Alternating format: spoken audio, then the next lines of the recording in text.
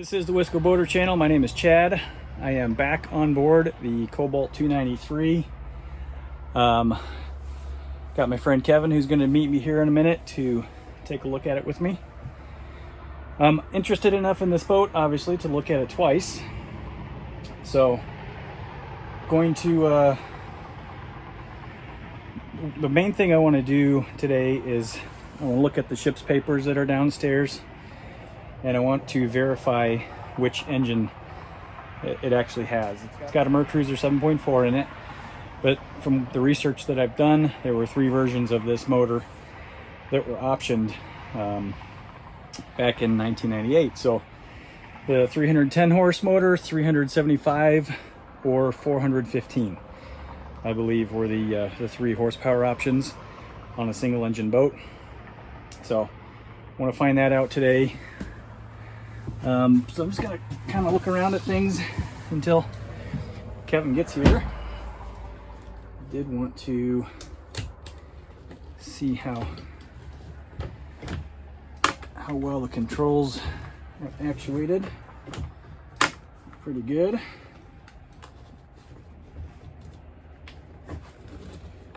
Versus a little stiff. Yeah, that's better. It's loosening up.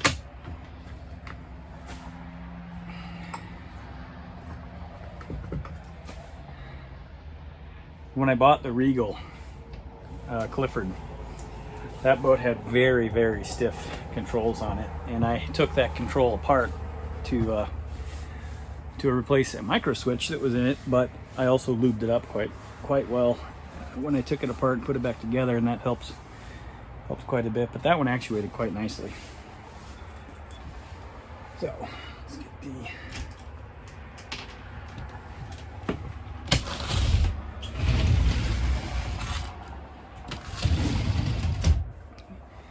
cabin open here. And I think I'm going to try and get that. We'll open up that hatch right there where there's storage. Also found out if it had a generator, that's where the generator would go, but this boat doesn't have one. So yeah, let's see what we can find out here. All right. So back there we've got, I'll zoom out a little bit.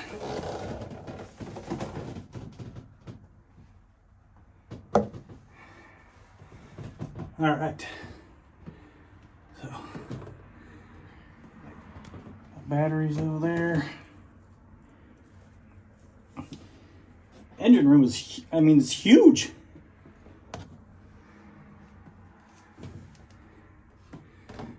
And with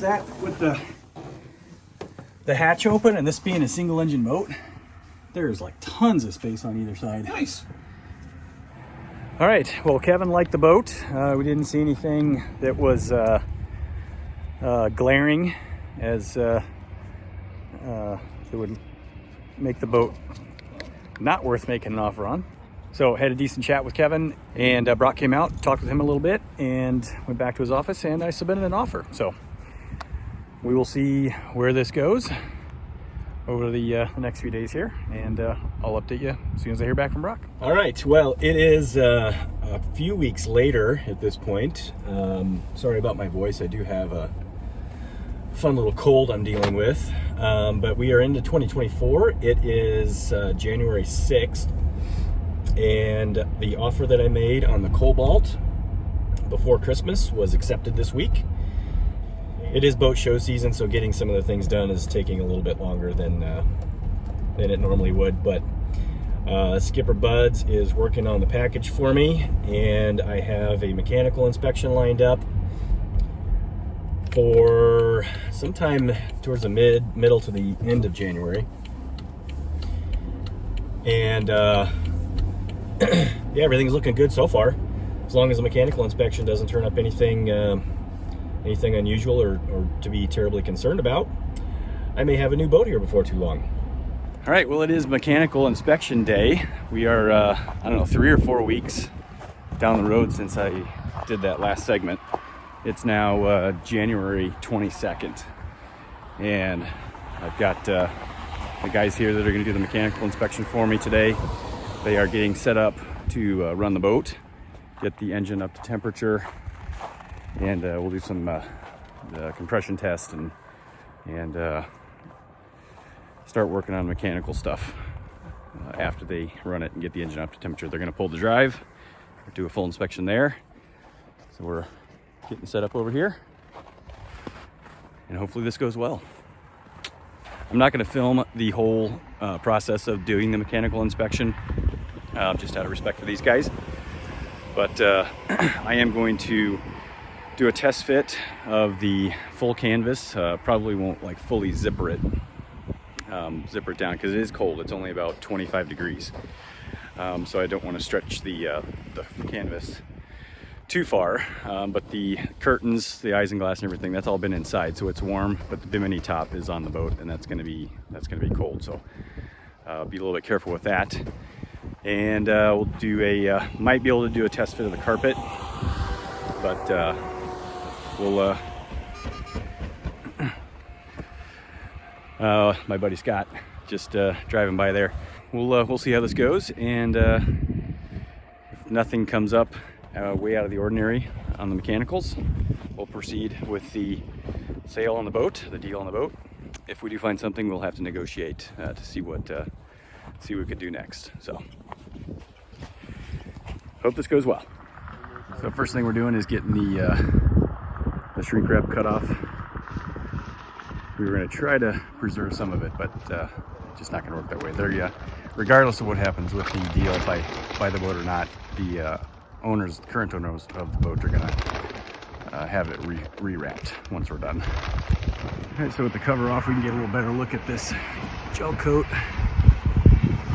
area here that needs to be repaired, and then as well as the condition of the stripe. It's pretty faded.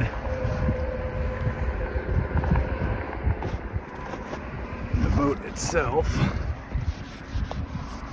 feels pretty smooth, so probably just a good buff on the white, but that stripe will probably have to be compounded. Down here is nice. This is all shiny.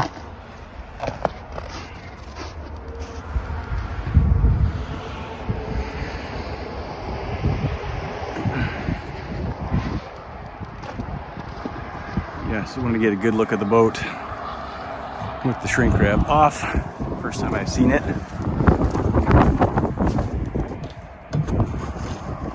The bimini top is up. I'll get the bag of stuff here in a little while and test fit the curtains and isinglass.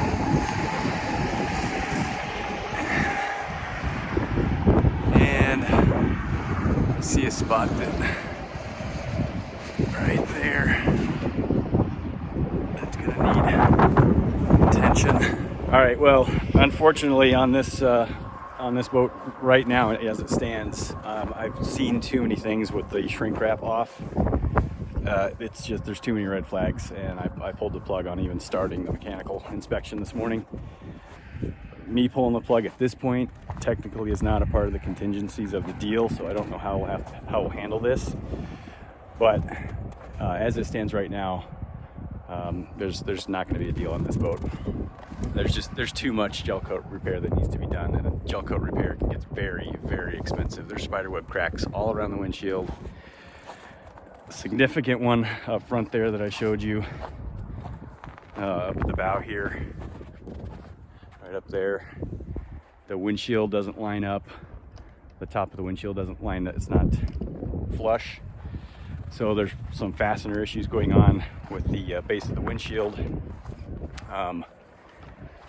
So yeah, this one, unfortunately, I'm not comfortable. So I'm gonna end this video here, just because I don't know what the next steps are going to be. But once we figure it out, I'll give you an update in the next episode. But this boat right now is a thumbs down, which is really unfortunate, sad, because the research I did on these boats was all good, and I think it would have been a nice boat, but the condition just is not there. So, all right, thanks for watching, everybody. We'll see you next time on the Wisco Boater channel. Happy boating.